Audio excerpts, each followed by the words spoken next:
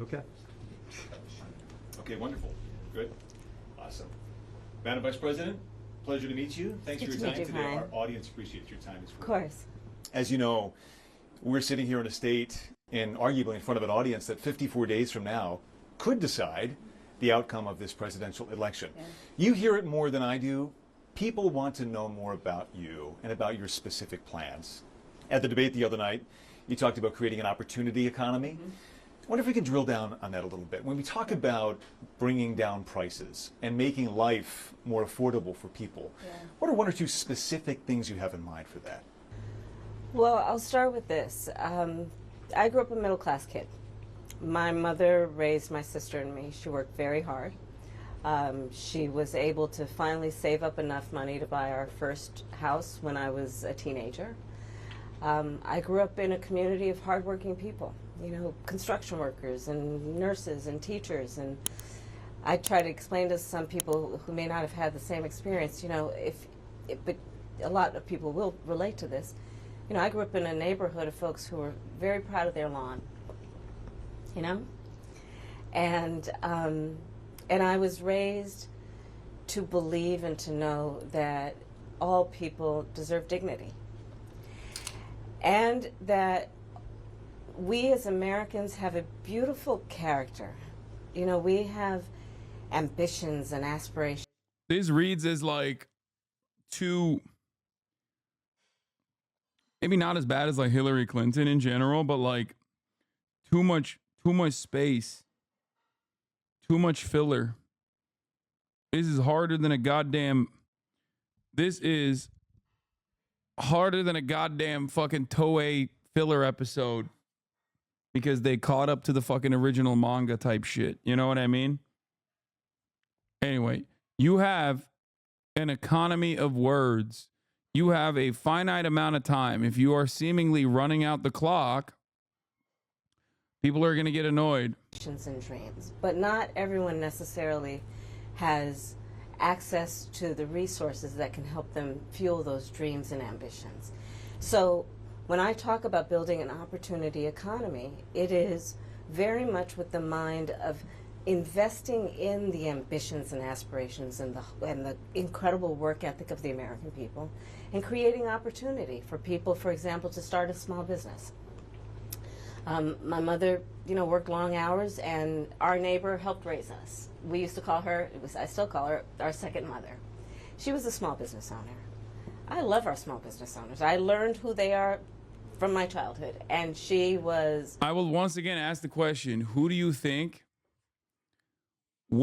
is the larger number of voters in totality? People who own small businesses, people who want to start small businesses, or people who work for small businesses, or just work in general?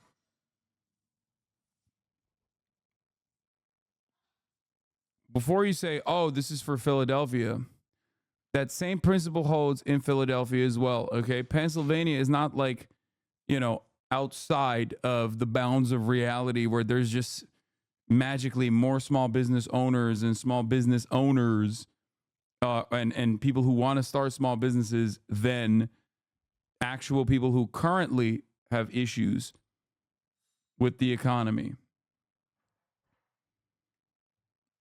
Okay?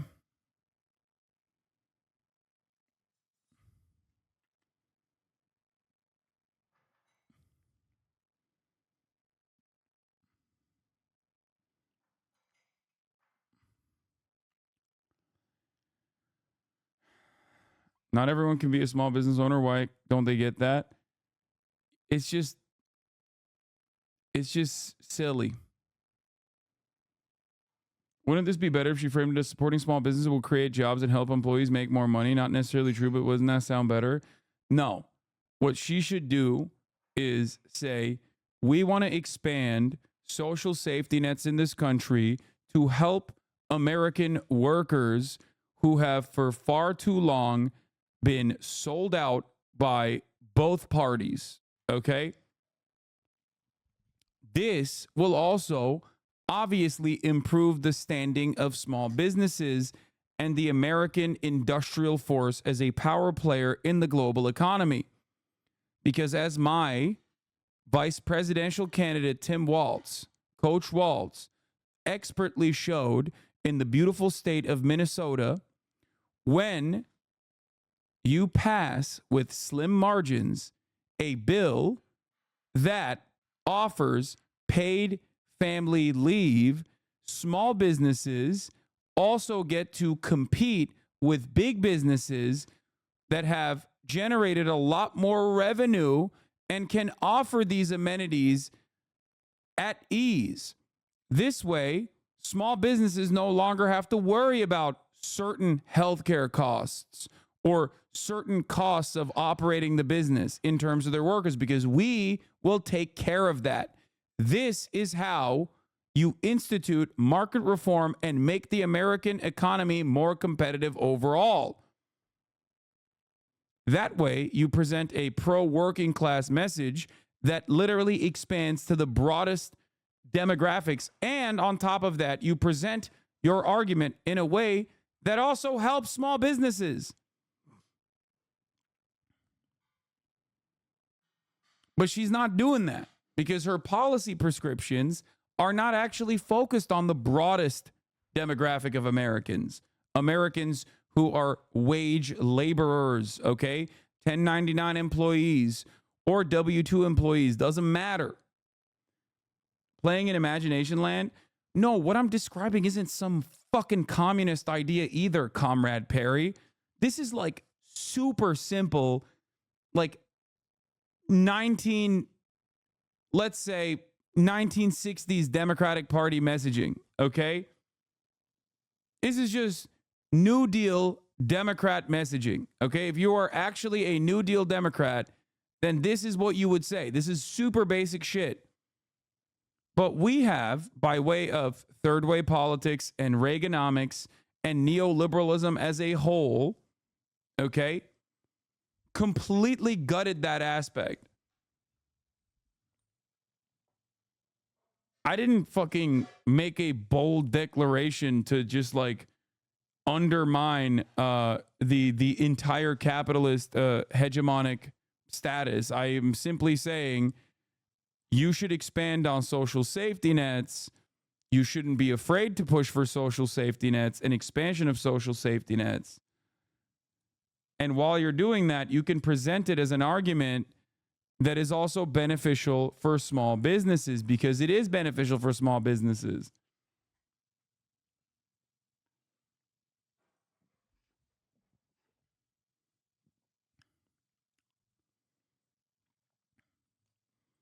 The problem with your thinking that our small businesses owners are simply our swing voters and working class people are already voting Democratic. No, you just made that up. You made that up. You made that up in your mind. You're saying small business voters or owners are swing voters. And what you're trying to say as swing voters is you're trying to say that they're right wing. Okay? They're right wing, but with a proclivity to vote for the liberal. Okay? What does that mean? What does a swing voter mean in the way that you're trying to use it? I also said that messaging around small businesses by pushing for policies that help everyone and then saying this also helps small businesses still arrives at the same point, that is pro small business.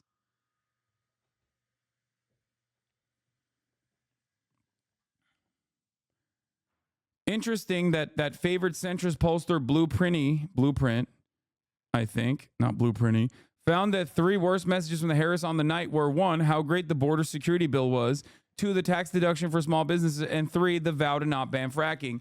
I rest my fucking case. I rest my fucking case. Here is the empirical evidence to show exactly what I'm telling you. When I tell you when it's happening in the moment, it's a prediction. This is no longer a prediction. This is just a fact. Okay?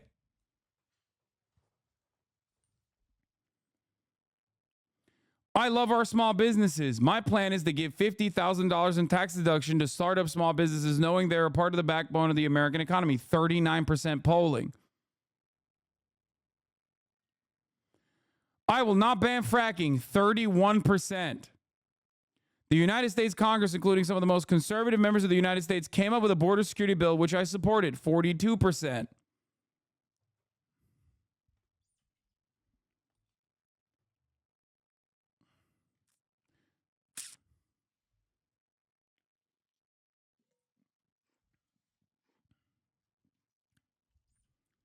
Let's look at some other ones.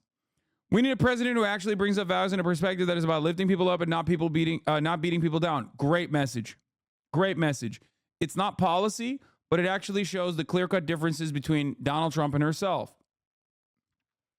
I do believe that the vast majority of us know we have so much more in common than what separates us, and we don't want this kind of approach that is constantly trying to divide us, especially by race. We see in each other a friend, a neighbor. We don't want a leader who's constantly trying to have Americans point fingers at each other. Great message. Things that I've also fucking said about like shitting on your neighbors. That's what Donald Trump was. Donald Trump wants you to be afraid of your neighbors when talking about migrants. I've talked with women around our country. Of course, the abortion one was incredibly solid as well. Now let's get to actual policy. Since I've been vice president, we have capped the cost of prescription medication for seniors at $2,000 a year. And when I am president, we will do that for all people. Healthcare should be a right and not just the privilege of those who can afford it. And the plan has to be to strengthen the Affordable Care Act, not get rid of it. 58%.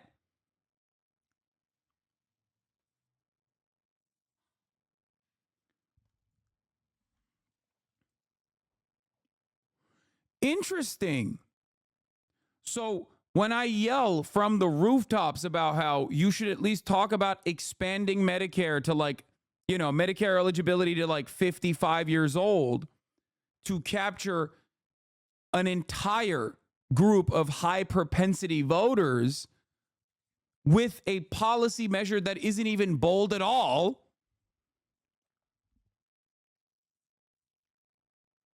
Turns out, not necessarily a bad thing. I will be president. I will protect our fundamental rights and including our freedoms for a woman to make decisions about her own body. Anyway.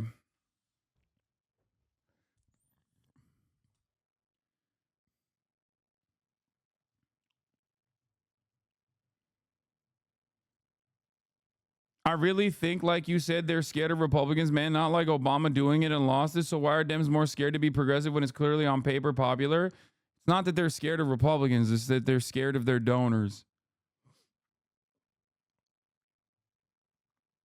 That's it. It's not because the public demanded Joe Biden drop out. It was the donors that demanded Joe Biden drop out. And Nancy Pelosi responded to the donor pressure, not necessarily the public pressure.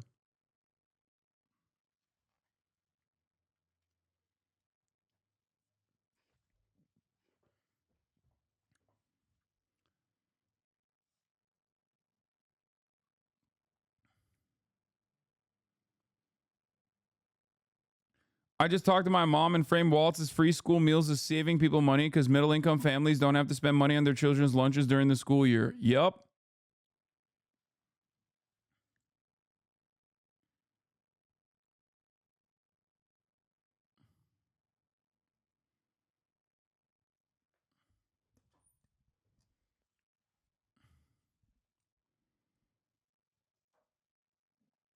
Anyway.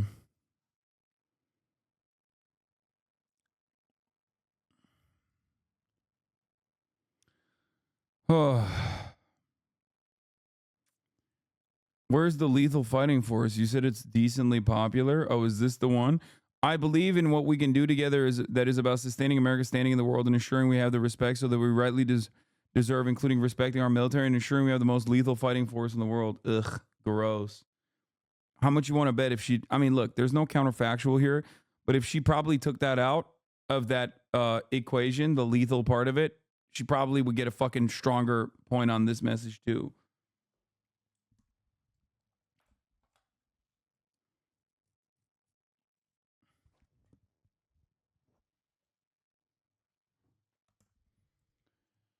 I didn't even hear the lethal fighting force part, though, in her conversation that night. 51% means it's not popular. I mean, it's pretty popular. You have to also look at like what's the most popular here, though. I think I will not divide us, but I will bring us together. And like Donald Trump is actually doing the unnecessary divisive rhetoric is not necessarily a bad thing. Okay. Especially if you're going to talk about it expertly in terms of immigration, but you also need to call that out a little bit more.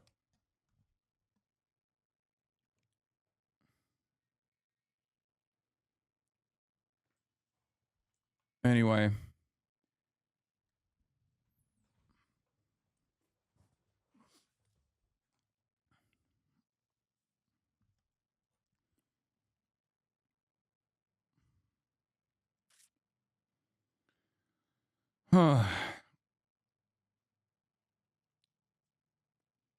Interesting, most effective, the classic bring us together bipartisan pablum. Not surprising, also not too surprising that fracking is last. That's directed almost entirely at PA, the only swing state that has a lot of it, and most people aren't starting a small business. Majority of PA voters want it phased out or banned, and that's been consistent for about 4 years. Yeah. Energy and immigration are tough issues for Democrats, says Blueprint, the centrist pollster, responding. The most persuasive, proactive messages typically come from Democrat strengths, e.g. healthcare and abortion. However, taking more moderate stances on these issues and concrete policy change can dramatically reduce the surface of attacks from Republicans. Yeah, it doesn't matter because obviously it doesn't fucking play that well. It doesn't play that well at all.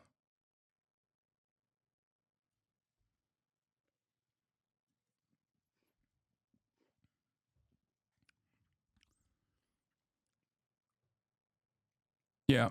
They've been calling Kamala Harris a fucking communist, dude. They've been calling her Communist Harris. Comrade Harris. It doesn't change anything.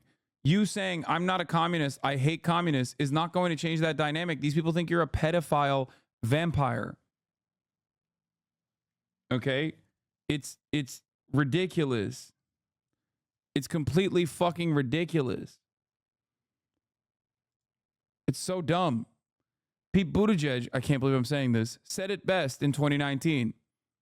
They're going to call you a communist anyway. Just point to things that actually help people. That's what he said. That was Pete fucking Buttigieg, Mr. Messaging himself. Okay? He was right. They're going to call you a communist anyway. Just fucking who cares?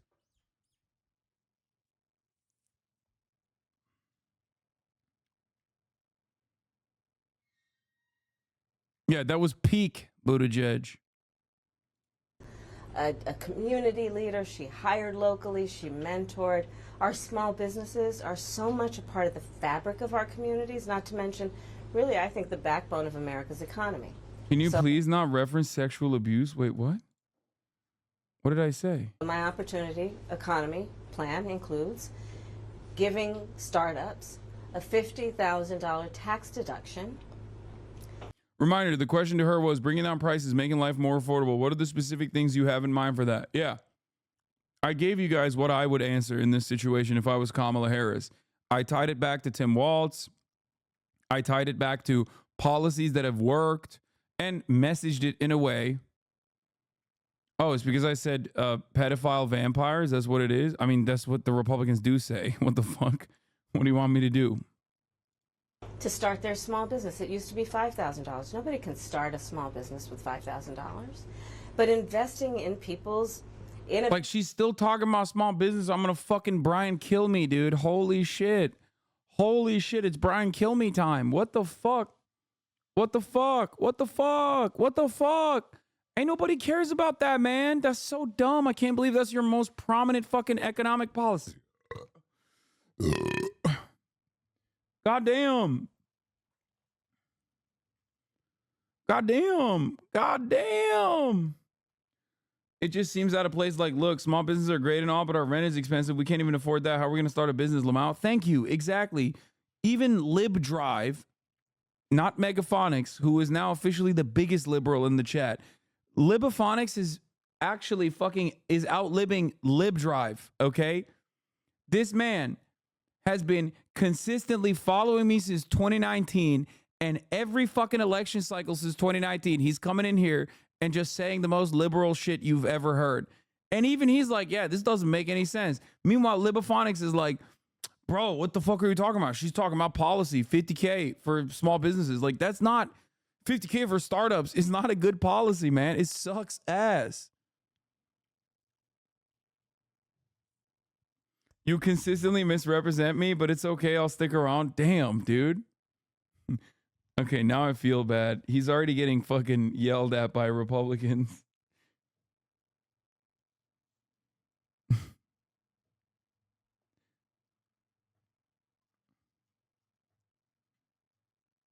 We have to protect Magaphonics, okay?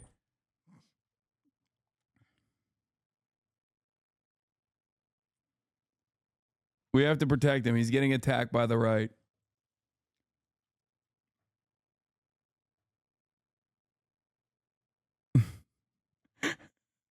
He got featured on Tim Pool, apparently. That's so funny. They put him on Timcast, bro. Oh, no. Innovative ideas and giving them the ability to go for it. Opportunity economy means, look, we don't have enough housing in America. We have a housing supply shortage.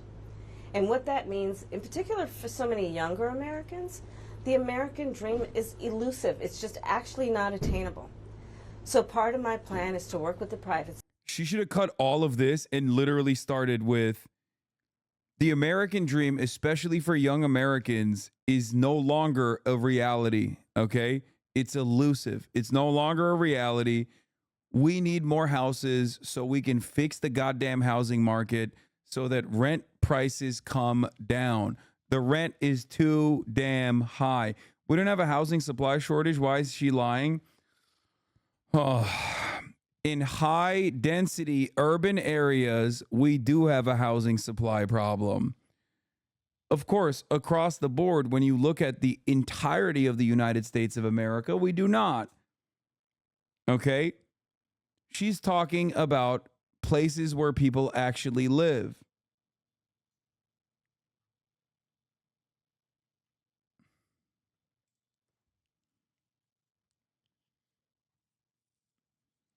Now, of course, there are still places in even in high density urban areas where there's like still a bunch of fucking empty apartments. That is also true. Okay? But that number dramatically decreases. That number dramatically decreases when you look at available housing units in a place like Los Angeles versus how many homeless people are there in comparison to fucking Wyoming, which is not a real state. Younger Americans, the American dream is elusive. It's just actually not attainable. So part of my plan is to work with the private sector and housing developers to give them. Yeah, I don't want to live in buttfuck Idaho. Sorry, chatter.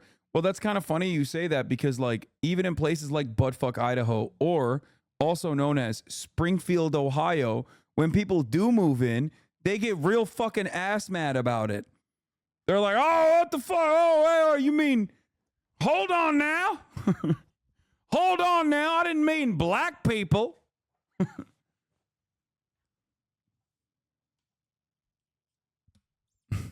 I didn't mean like that.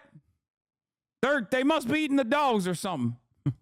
A tax credit to be able to partner with us as the government to build, and my goal is 3 million new homes by the end of my first term. In addition, to help people. I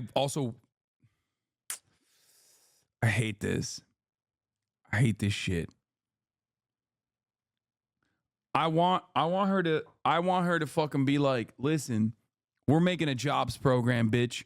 We're making a fucking jobs program. We got to build some goddamn houses, okay? I'm going to put these motherfuckers to work. Good, high-paying jobs so you can build some fucking houses once and for all. Federal jobs program, okay? I'm opening up the money faucet, and I'm giving motherfuckers money. I'm giving you money, okay? You want to build a house? I'm going to give you money, okay? I'm going to give you the money to make the house. Not $50,000 to buy the house. I'm doing a federal jobs program. We're building housing units, 3 million of them. You're writing Kamala fanfic, bro. She never going to say this. I know she's not. I'm just telling you how sick it would be if she did. People who just want to get their foot in the door, literally. And so giving first-time home buyers a $25,000 down payment assistance to be able to just get in the door, and then they will do the work that they need to do to save and to pay that mortgage and to build wealth for themselves and their family. These are some examples of what I mean when I talk about an opportunity economy, and a lot of it has to do with just the community I was raised in and the people that I admired, who work hard, and deserve to have, their dreams fulfilled because they're prepared to work for it. She has still yet to talk about the $6 she's going to give every American taxpayer so they can avoid the top of the hour ad break, which is, in my opinion, kind of fucked up. I thought the HasanAbi voter bloc was a very important constituency of 28,000 voters in the state of Pennsylvania, specifically in Erie Township or Erie County. Okay? And we are all undecided voters deciding whether or not we're going to vote for Kamala Harris or the couch. Okay? And there has been no movement on this front at all.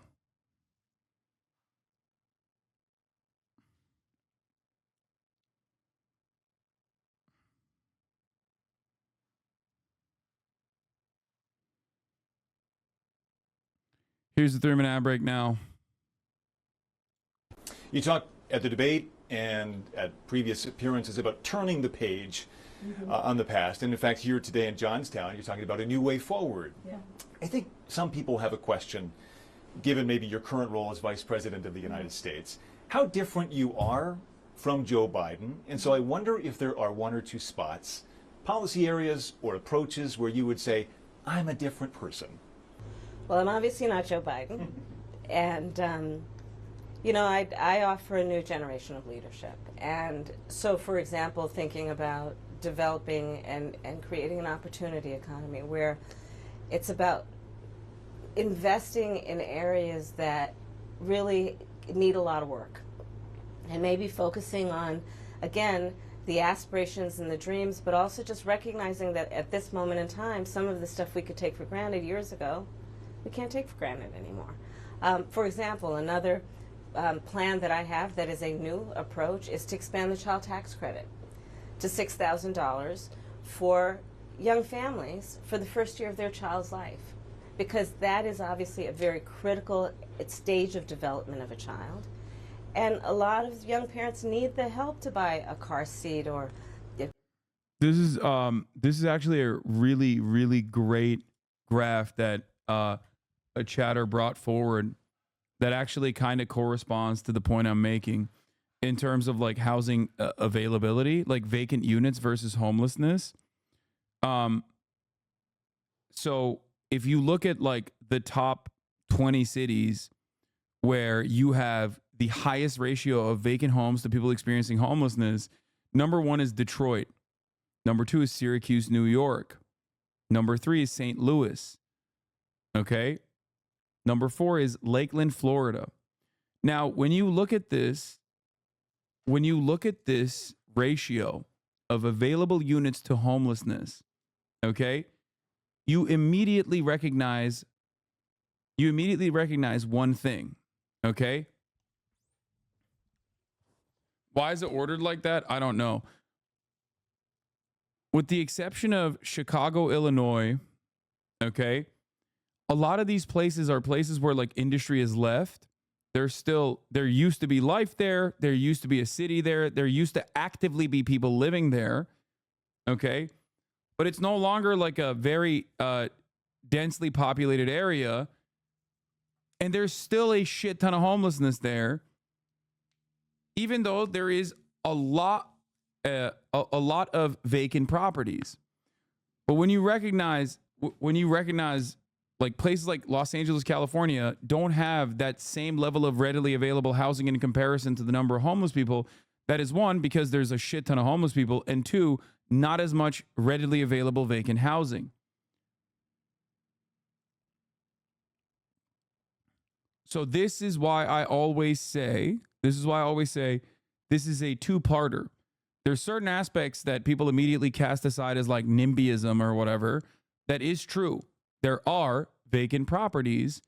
There are far more vacant properties in this country than there are homeless people. Okay?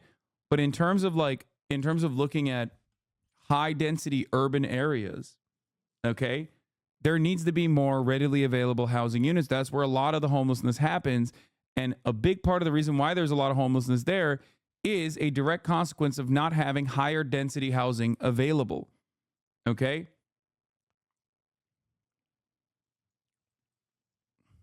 That's it. Ultimately, though, this problem completely stems from treating every single homeowner, treating their house as not a place for shelter, but instead a place for shelter and also an investment vehicle. Okay? Your house is your asset that you can leverage against. Your house is what you your house is what you borrow money against. Okay? Your house is your nest egg. Your house is your retirement. Your house is the only way that you can generate generational wealth in this country. Okay? Do you get it? That is part of the reason why big businesses have been able to completely capture this marketplace, overtake it, and use many of the policies that have been implemented for years and years in an effort to make it easier to purchase a home and keep that home into a system that is fundamentally broken.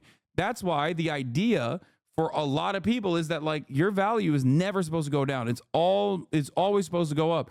No one actually treats it like a fucking investment. You get to have your cake and eat it too. In the United States of America, you get to have your cake and eat it too. Your house is your place of shelter, but it's also your capacity to generate generational wealth. So all of a sudden, it's not just shelter, but it's also an investment vehicle. Okay? What the fuck? What do you mean? I purchased this house. If the price goes down, you're fucking up my bag. That is the problem. This is why I always say we have to decommodify housing. We have to decouple the idea that housing is a means of generating income, passive income. Okay? That's it. Because if we were to simply treat it as a mechanism for investment, you'd go, sucks to suck, dog. What do you mean? Like, okay, your value went down. What are we talking about here? Yeah, you made a fucking purchase. You treated it like an investment, and then your investment didn't pan out. Like, that's the name of the game. Why the fuck are you gambling? But of course, you could never say that and win an election. Which is why I advocate for authoritarian measures that aren't necessarily authoritarian on principle, but would be treated as authoritarian by dumbass Americans. For example, if a law passes where you actually do move towards decommodifying housing, you don't have to do town halls on it. If a law passes on a ballot measure, for example, for either rent control or, I don't know, building new additional housing units or building a homeless shelter, okay? And then you don't have to have town halls. Just do it. Just fucking do it. Eminent domain, baby. It's yours. Seize it. Take it. It's yours. Build on it. Get to fucking work. What are we doing? What is this? The democracy part already happened. Why the fuck would you have to go back after the democracy part already took place and then have to deal with some of the most schizophrenic Hitlerite suburbanites that don't want homeless people in the neighborhood? Like, shut the fuck up, bitch. Sorry. Everybody else in the neighborhood voted for us. Suck my dick. You can call that authoritarian, but I call that actually doing democracy. Okay?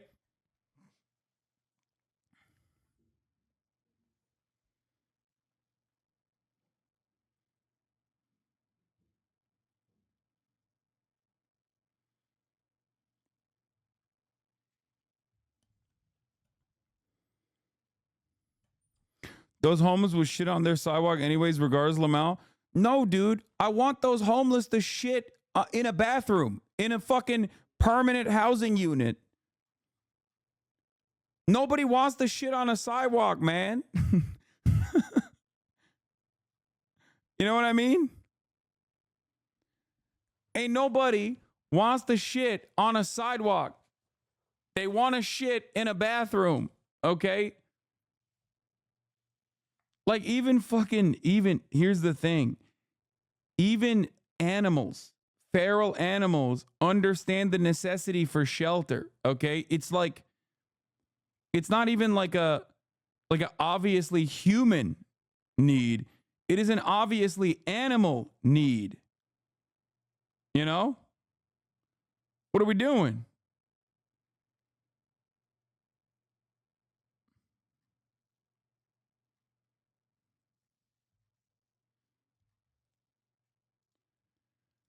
Crib or clothes for their kids. And so my approach is about new ideas, new policies that are directed at the current moment.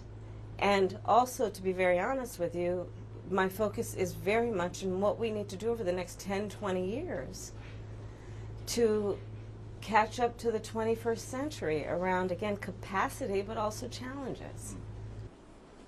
Crime and public safety are two major issues, right at the forefront of voters' minds. In Philadelphia as well, where crime is a significant issue. When we talk about crime, the conversation turns to gun safety as well. And I think you actually probably caught a lot of people off guard, maybe a bit by surprise in the debate the other night when you mentioned that you are a gun owner. I know you said it in 2019 as well. I want to talk about your values on this issue. When it comes to gun ownership, Okay, that was 2 for 2, man. That was ass cheeks in terms of responding. Like, her answers were ass. This is not going to be good. This is not going to read well. Chatters, stop hallucinating a fucking random, like, undecided person. Okay? If you're watching Hasan on the weekend, kill yourself. Chatter, do we need to fucking do a welfare check on you? Are you okay? Dog, you're watching Hasan on the weekend. Are you okay? Chatter's like, this is my cry for help.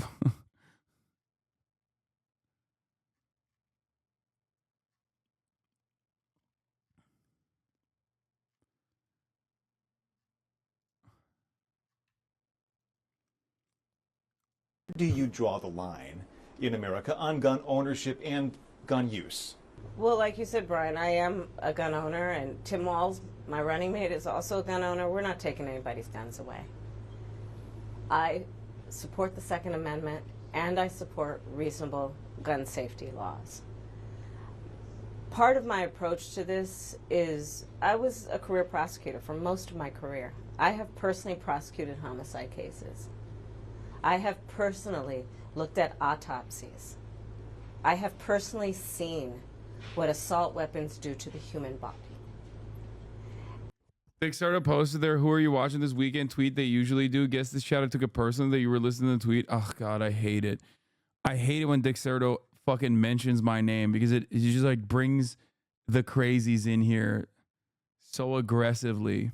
And so I feel very strongly that it is consistent with the Second Amendment and your right to own a gun to also say we need an assault weapons ban. They're literally tools of war. They were literally designed to kill a lot of human beings quickly. I say we need universal background checks. The majority of NRA members support that. Why? Because it's just reasonable. You just might want to know before someone can buy a lethal weapon if they've been found by a court to be a danger to themselves or others. This is like probably the strongest she is on all three of the questions so far. Again, not enough Riz, but she's right. You just might want to know. Two final questions, if I might. Sure. On the appeal of the man you were running against, as you drove here today, you likely saw a lot of Trump signs. Mm-hmm. He has an historic appeal in this country. And as you are someone running against him and trying to understand that, I wonder how you distill it. What do you understand his appeal to be? And how do you speak to his voters? Or maybe people who just share his values but are open to something else? I, based on experience and a lived experience, no. In my heart, I know, in my soul, I know that the vast majority of us as Americans have so much more in common than what separates us. And I also believe that I am accurate in knowing that most Americans. Yeah. Question for chatters in here that always are like, no, you don't understand. She's actually popping off on this, or no, you don't understand. She's actually popping off on that. Is she popping off on this for you? Not for some like undecided mythical voter that you hallucinated that is going to be really responsive to the things that she's saying. But instead, like, does any of this shit appeal to you or anyone that you know?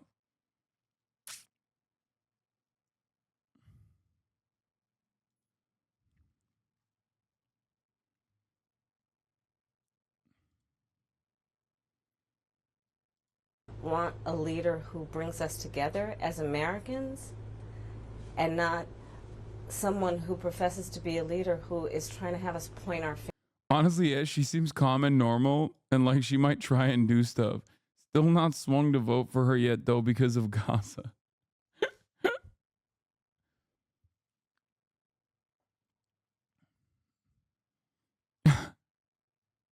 I love that. I put my Frank Luntz cap on for a second. Okay. I love when I hear from chatters who are like, listen, I like the vibes.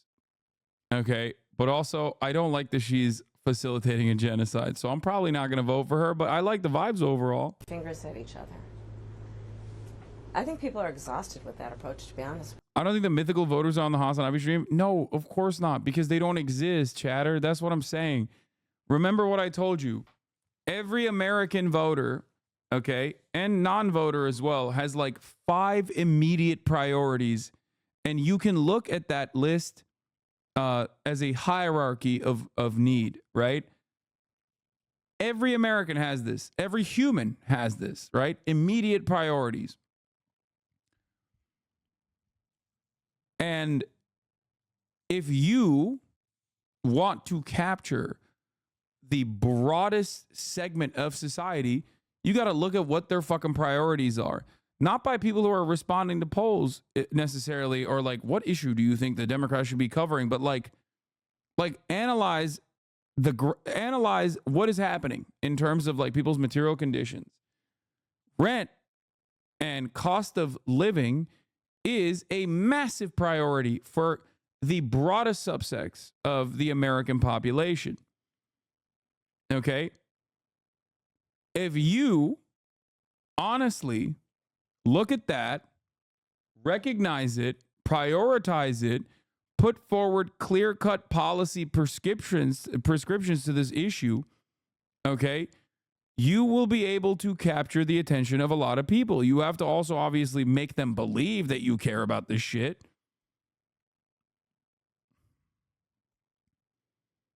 Okay?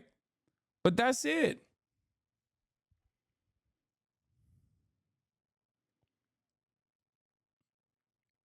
Like, politics is as simple or as difficult as you make it.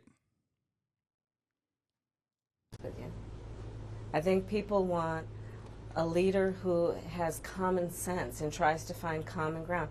I'm supported by over 200 Republicans who worked for both Presidents Bush, John McCain, and Mitt Romney. I'm supported by the former Vice President Dick Cheney, former Congress member Liz Cheney.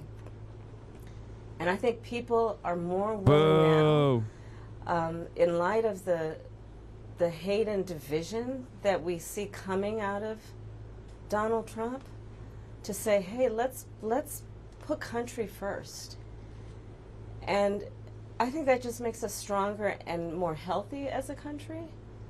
To say, look, we can all debate our differences around, various policies, but let's stop with the division. Like, enough of that. Let's bring everybody together. And finally, as you introduce yourself to America in a new way, they've heard much of your story at the Democratic National Convention and in that debate earlier this week. If there's one thing that you wish Americans knew about who Kamala Harris is that you don't think they know yet, what would that be? George W. Bush famously beat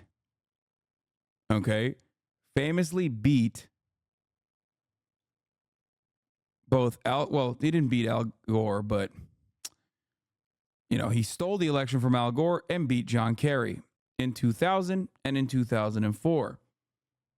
Okay? George W. Bush's vice president was Dick Cheney.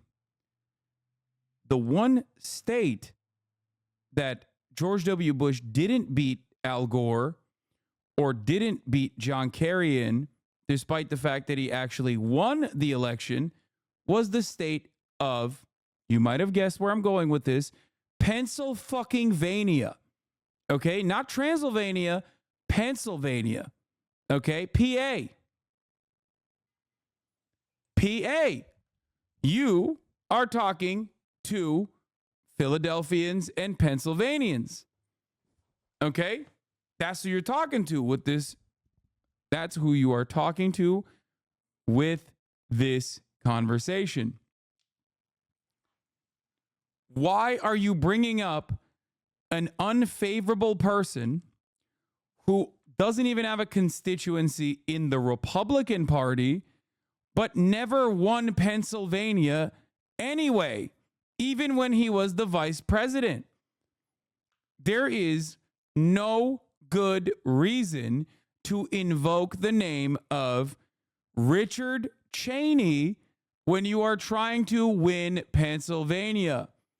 Look to the issues that Pennsylvanian voters care about and try to win them over. Stop running to the bottom. Stop running scared. Stop imagining some fucking weird, like, neoliberal centrist Pennsylvanian out there who's like, well, I really want a reasonable person who's going to bring back the war criminals of the past that I fucking despised and never really voted for. And I did vote for Donald Trump after I never really voted for George W. Bush. And also Donald Trump literally ran against George W. Bush and made Hillary Clinton look like George W. Bush. But actually now I'm going to change my mind and vote for the person who George W. Bush's vice president, the fucking demon himself, endorsed. Who is this for? Who?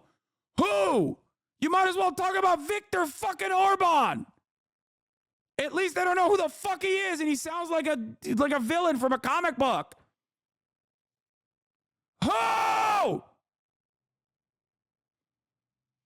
Why are they so stupid? Why? Why are they so stupid? It's like you want to win, right? You want to win, right? Like, you don't want to lose. You want to win. You want to win with, like, the shittiest narratives possible. You want to win with the shittiest policies possible. You want to win by pushing neoliberal policies. Fine. But you still don't have to fucking mention Dick Cheney endorsing you. That's not a thing. That's not a thing that voters care about. How far is your head stuck up your own fucking asshole to think that, like, normal Americans are like, oh my God, Dick Cheney is endorsing her? Well, by God, I never voted for him. And I voted for the guy who positioned himself against Dick Cheney, but now I'm going to actually swing in the other direction. Most people at this point either don't know who the fuck Dick Cheney is, or they do not remember him fondly. The broadest majorities of the American population have recognized the Iraq war as an abject fucking failure. Okay? That's the starting point. People either think it's an abject failure or their son got their shit blown off for Dick Cheney. Okay? That's how they remember Dick Cheney, as the guy responsible for why they only have a fucking urn full of their son's ashes. That's what they know Dick Cheney as, the guy responsible for that. They don't know Dick Cheney as, like, some elder statesman that's, like, really reaching across the aisle. Like, the fuck's wrong with you?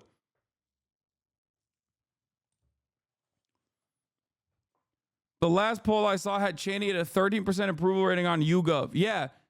Adolf Hitler endorsed me. Okay, sick.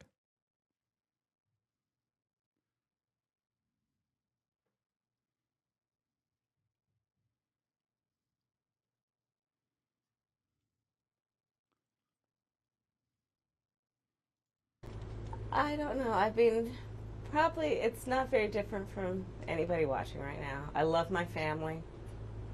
One of my favorite things that I lately have not been able to do is Sunday family dinner. I love to cook. Chatters are like, bro, the donor class loves Dick Cheney. No, they don't. But even if they did, then say that behind closed doors at a fucking $500,000 a plate dinner when you're doing a fucking fundraiser, not at ABC6 Action News exclusive interview for Philadelphian voters.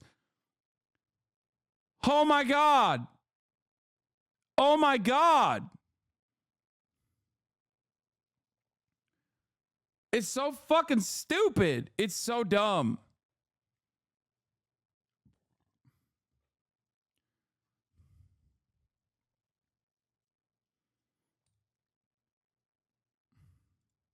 I have incredible friends. My best friend from kindergarten is still my best friend. I think that, I mean, I have a career that really, and I said it the other day, you know, as a... I don't think mentioning Dick Cheney matters. When you have 11 minutes and 19 seconds to make your case in an exclusive interview to a local news station, specifically in the fucking heartland of the state that you are trying to win, that you are most likely going to lose and then lose the election to Donald Trump on, you probably should be using your time wisely. Stop making excuses for Democratic Party operatives. Stop. You are not paid by the DNC.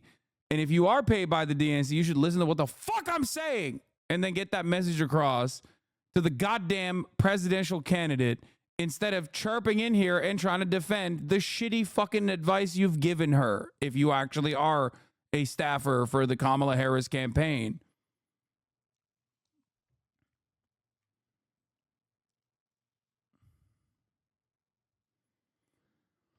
Holy fuck. A career prosecutor, I never asked a victim of crime, were they a Republican or a Democrat. The only thing I ever asked them is, are you okay?